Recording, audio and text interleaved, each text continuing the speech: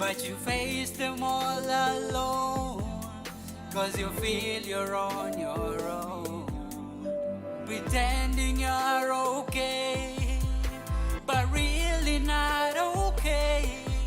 I know you are afraid of how people will think about you, so shine on your inner light.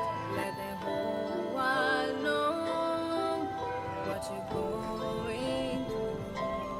There are secrets anymore. So if you're feeling overwhelmed, here's what you have to do. You gotta speak up, speak up. Conversation change lives. You gotta speak up, speak up. If you wanna save lives, you gotta speak up, speak up. Conversation change lives. they say mental health is craziness. They believe it's laziness, but I don't feel the same. They think it's a game. I've been there on the ground. Dark is all I found, but then I came back. I put it in the track. I'm not here for the fame, but you gotta know my name. Spreading positivity instead of negativity. Tell me how you feel. This is something real, fighting stigma in this. Good evening and welcome to The Nest. I'm your host, Maureen Waititu, and here we speak truth from real people. And tonight's topic is equally amazing. It's a topic that we cannot exhaust. That is matters of mental health, depression, and anxiety. And before we meet our guests tonight, I'd like you to watch this short video and we'll be right back. Depression is a mood disorder that causes a persistent feeling of sadness and loss of interest. Also called major depressive disorder or clinical depression, it affects how you feel, think, and behave, and can lead to a variety of emotional and physical problems. Anxiety, on the other hand, mainly involves overwhelming feelings of worry, nervousness, and fear. Depression and anxiety share several key signs. Anxiety, for example, often involves irritability, and some people with depression may feel more irritable than sad. It is possible to have both depression and anxiety at the same time. Depression is different from usual mood fluctuations and short-lived emotional responses to challenges in everyday life. A depressive episode can be categorized as mild, moderate, or severe, depending on the number of severity of symptoms, as well as the impact on the individual's functioning. According to the World Health Organization, it is estimated that 5% of adults suffer from depression globally. It can affect adults, adolescents, and even children. Some of the symptoms of depression include feelings of sadness, tearfulness, emptiness or hopelessness, angry outbursts, irritability or frustrations even over small matters, loss of interest in activities, sleep disturbances including insomnia or sleeping too much, tiredness and lack of energy, reduced appetite and weight loss or increased cravings for food and weight gain, anxiety, agitation or restlessness, slowed thinking, speaking or body movements, feeling of worthlessness or guilt, trouble in thinking, concentrating, making decisions and remembering things, frequent or recurrent thoughts of death or suicidal thoughts, and unexplained physical pain. There is no single cause of depression. It can occur for a variety of reasons and it has different triggers. Depression and anxiety isn't a show of weakness and one can't just snap out of it. There is effective treatment for these conditions, so don't feel discouraged if you're going through it. Today on the show, we look into depression and anxiety and have a better understanding of these conditions. Welcome back. Today's guest is a beautiful, beautiful girl, a mom. And you know how I like saying it, moms are girls too. And she has gone through postpartum depression itself and anxiety, and she's going to tell us more about her story, and I will let her introduce herself. Karibu sana. Thank you. What's your name? My name is Sandra Kisa. Uh-huh. I am an artist Yes. and a mental health advocate. Nice. And I champion for better lives of people living with mental health Yes. problems. Yes. I work with an organization called Basic Needs, Basic Rights Kenya, Okay.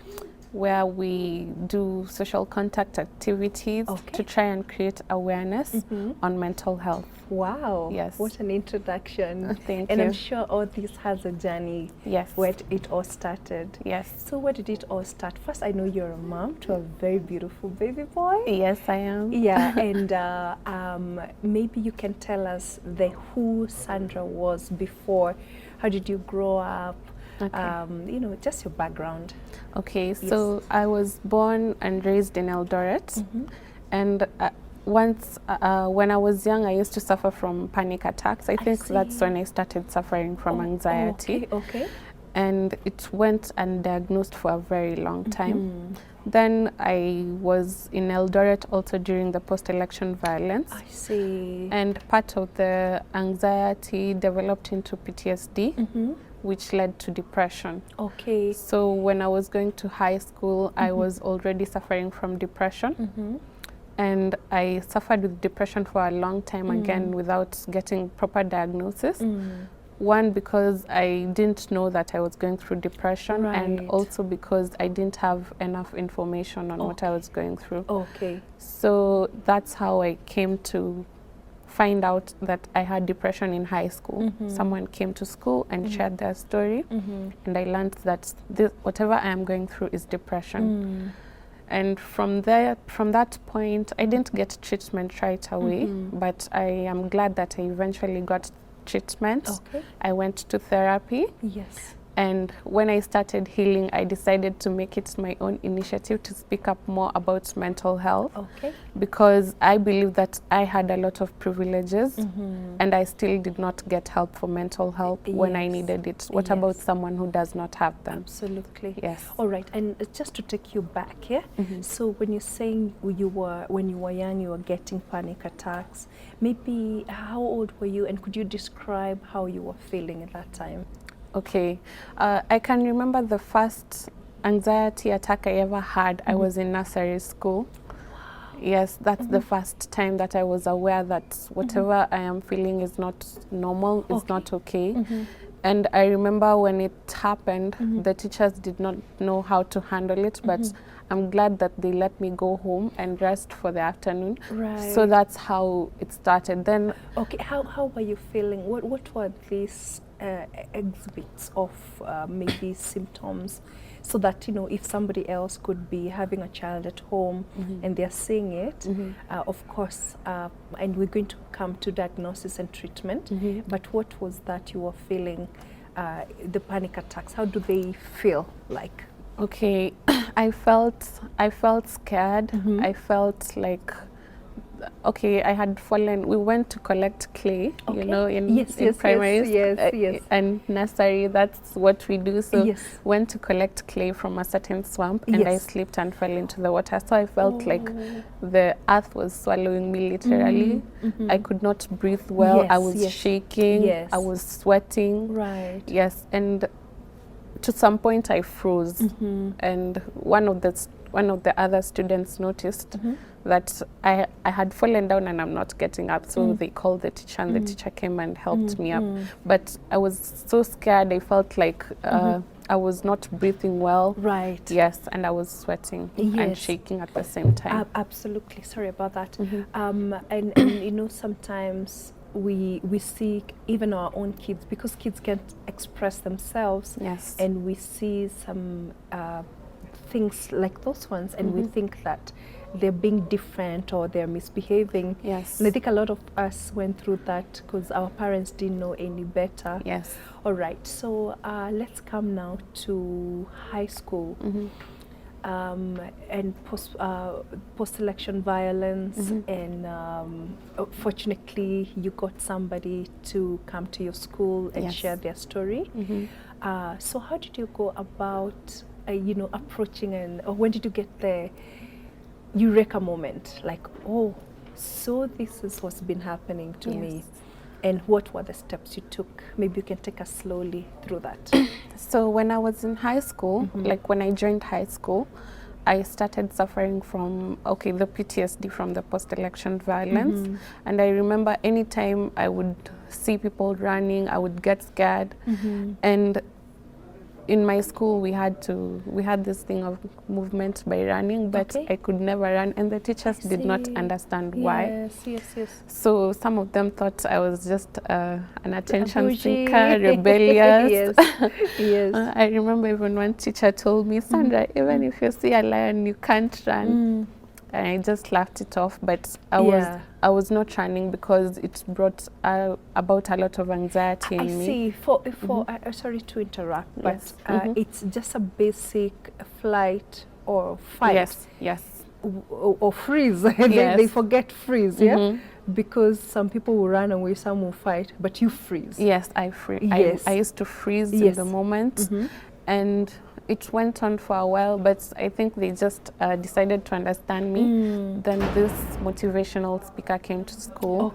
So through the anxiety, PTSD, now it went on to full-blown depression. Yes. And when I was going through that depression, I used to isolate myself. I was very active, like in primary, I was very active in drama and music. Yes. But I started withdrawing from those activities, like when I would be invited by my friends, when now we are not in school, to go maybe to see maybe a movie or something like that. I can, sometimes I would say I'll come, but I know I'm not going anywhere. So I isolated myself. I lost happiness and joy in life, in the things that I used to do. And I didn't know that it was depression. Right. But when the motivational speaker came to school and shared the symptoms that he had gone through, I realized they were the same things that I was going through. So that was my eureka moment. And afterwards I went and shared with him and told him what I was feeling and how I was behaving, and he told me to get professional help and a professional diagnosis. So that's the moment that I realized I have depression and possibly anxiety and PTSD. And PTSD. Yes. Right. And people tend to confuse the three, but they're completely different, but they can occur together. Yes. And you can have one or the other, or all of them at a go. Yes. So at this point, what form are you in, and where did you start?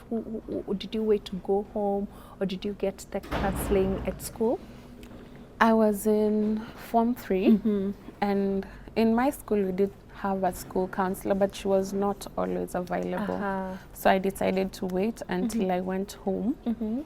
But I didn't just go home and say, Mom and Dad, I have depression and I need help. No, I decided to get more information. So I went to the internet, I started researching and looking up ways that I can maybe even heal, self-help, heal myself without really having to go to a professional. Because there's also this stigma that is associated with seeing a psychotherapist. True. So I didn't want to put myself in that box, as I put it.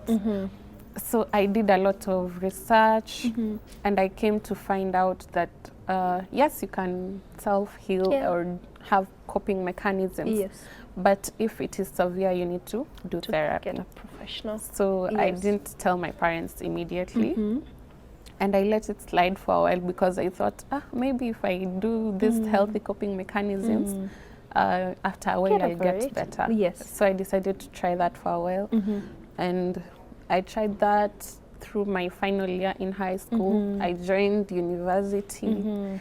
And to some point it helped, but then in university, you come to meet different people, there are new pressures.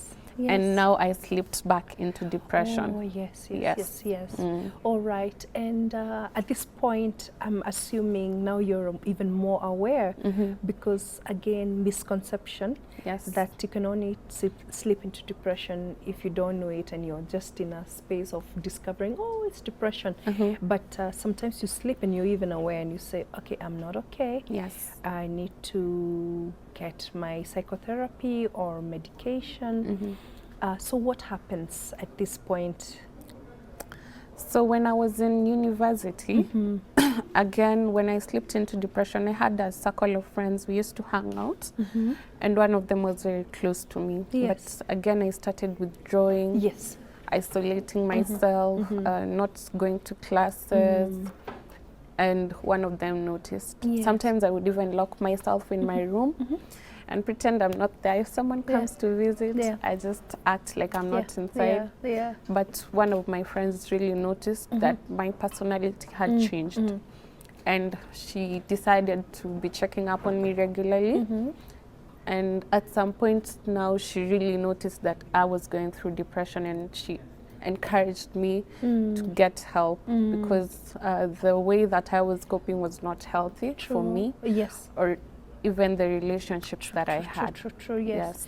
So she told me to now tell my parents and be vocal about it and try and seek help. And I remember I didn't really want to speak up about whatever I was going through because you know, I used to see myself like I come from a good family. I have a lot of opportunities available for me. How can I be in depression? So in a way, I was self-stigmatizing myself. How can I be in depression?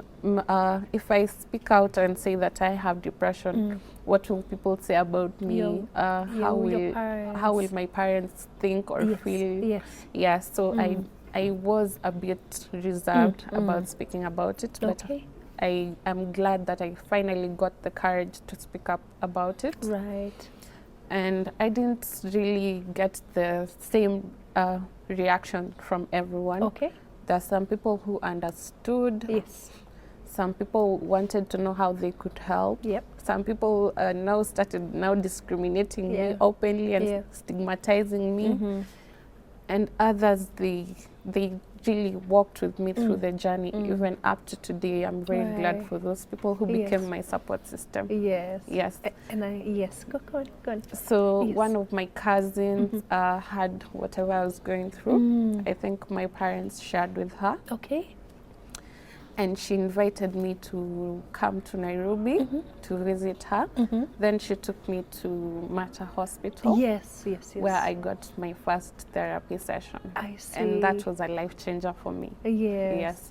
So through that first session, I don't know, I think it was just a way of God also making sure that I healed. Yes. Another friend also had that I was going through depression. Yes. And apparently one of the cousins is a psychologist. Oh, wow. So he also paid for me 3 therapy sessions. Yes. Because therapy is a bit expensive in Kenya. It is expensive, yes. Yes. And that's how I began my healing journey.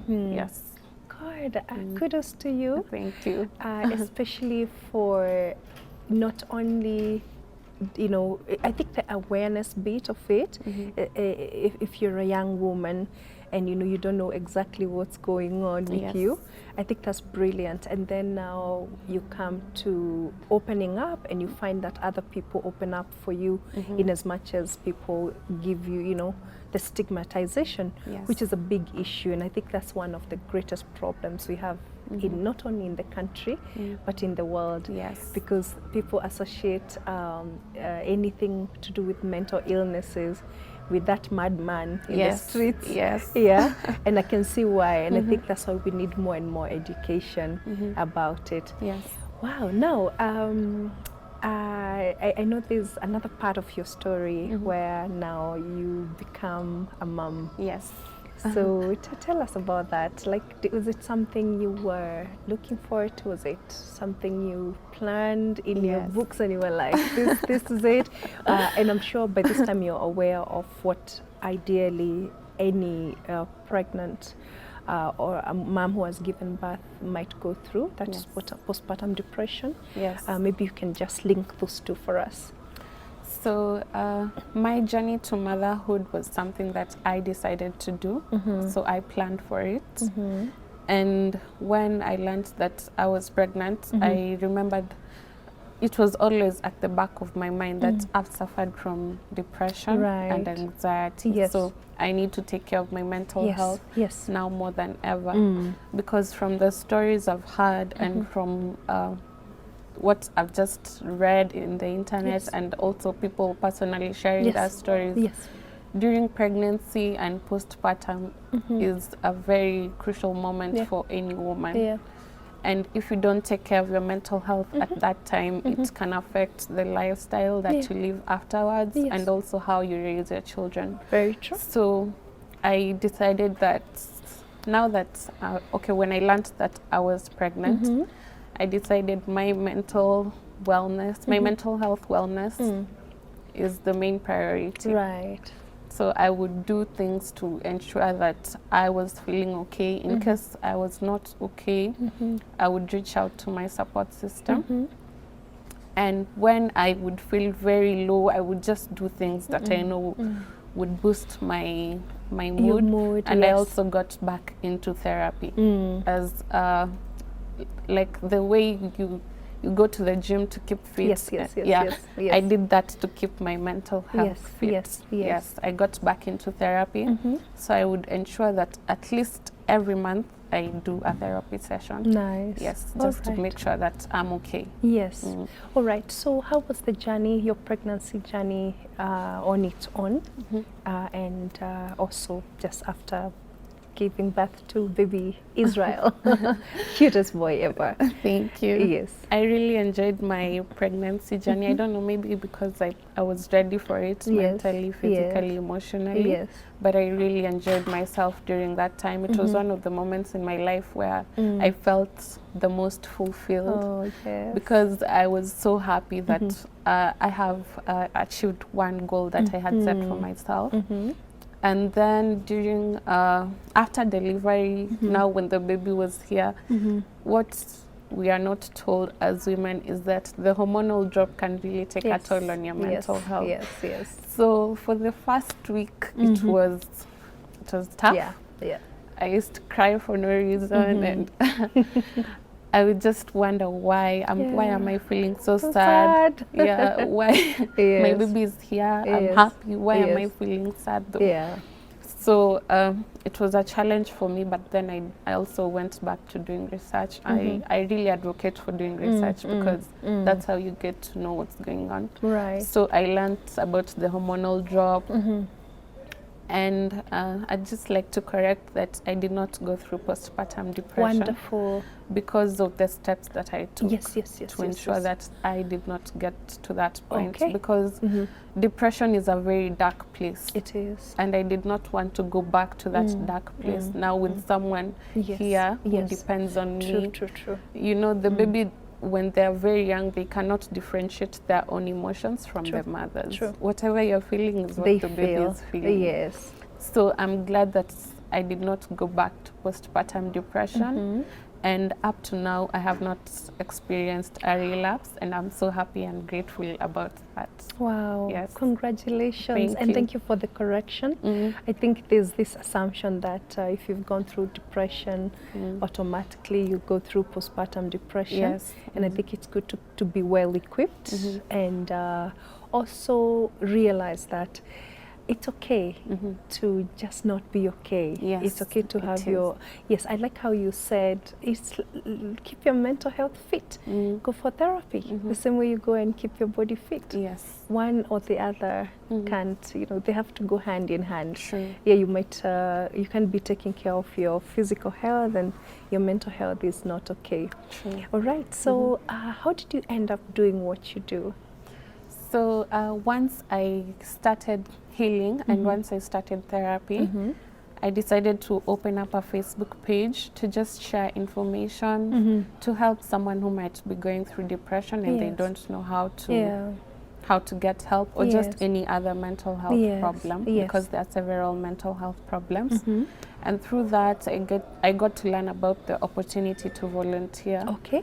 for an anti-stigma campaign. So I thought it would just be like a 1 month thing Okay. and they're done. Yes. But the program has been running for 3 years now. We're currently on the 3rd year. And what we do, we go to different places, different workspaces, schools, offices, markets, Yes. police stations. Yes. Just somewhere where we can get the public, members of the public, and we have one-on-one conversations with them Lovely. about mental health. So we don't advise or try to psychoanalyze Impose, someone. yes, or, yes, yes. Because most times when someone hears, when you share with someone, I'm going through depression, their Yeah. first instinct is you need to do this Yeah. and this and this and Yeah. this. Yeah. So we just have one-on-one conversations where we share our experience. Okay. Because we believe that sharing our experience is one of the most important tools Yes. in ending mental health stigma. Very true. Because if, let's say, you as Maureen share with me that you have gone through something, Yes. and when I look at you, you don't look like you've gone through that, That's it gives okay. me a different Yes. perspective. Yes. So we share our experiences, and we also work with other stakeholders like the media, the government, to try and just create awareness. And our main aim and our main goal is to end stigma and discrimination associated with mental health problems. Yes, and I can't agree more. It's about time, it was realized that it's an illness like any other. If anything, I think it's more of a disability. Yes. Because depression, anxiety, and any mental illnesses affect how you operate on a day-to-day. Sure. So I think what you're doing is amazing. Thank you. And what holds, in future for you quickly? Like, when you look at maybe Israel, yourself, what are these things you feel a burning desire to accomplish? So part of one goal that I've set for myself as a mother is to ensure that Israel, my baby, knows how to take care of his mental health. Yes. I believe that's something that we need to put more emphasis on as parents, because maybe our parents did not know how to teach us that. Yes. But we have the information, we have the proper tools. So that's something that we can do for our children. And another thing, as I mentioned, I'm an artist. Yes. So I'd like my art and my music to speak to the society, speak about the issues that people are going through, and also help them challenge stigma and discrimination on mental health. Actually, I've done a song with one of my colleagues. They call us mental health champions. Nice. And it's called Speak Up. So we encourage people to speak up on mental health issues, mental health related issues. And right now we are working on another song to do with recovery. Right. Because sometimes in mental health, what is highlighted is just the struggle. Yes. And we don't speak about the recovery part. Yes. So those are some of the goals that I aspire to achieve. And as a person, I'd like my experience to help someone going through a mental health problem to heal. Yes. Because, when we go to the social contacts and we speak to different people, I've come to learn that so many people are suffering in silence. Yep. And they feel like no one is listening to them. They feel like they have nowhere to go for help. Yeah. So that's one goal that I have, to inspire the society to know that mental health is a normal thing. It's not a taboo topic. It's not uchawi like people say. Yes. It's not a generational curse. Yes. It's something that someone can heal from. Someone can live a normal life. Like right now, if I look at myself right now and the person that I was when I was going through depression, I am the kind of person that I needed back then. Exactly. Yes, so that's what I aspire to be. I like that. You're the kind of a person you needed back then. Yes. I'm so proud of you, Sandra. Thank you. Thank you so much for sharing your story. Thank you. We're just going to take a short break so we can have an expert to come and talk more about this issue. Yes. Thank you. Wow, guys, Sandra has given us her brilliant, nice steps on how she discovered she was suffering from anxiety, then depression, and then her recovery process. Actually, just the whole journey of seeking help and helping others. And do not go anywhere as we take this short break, as we'll be back with our expert of the day to talk more about depression. depression, anxiety, and mental health in general.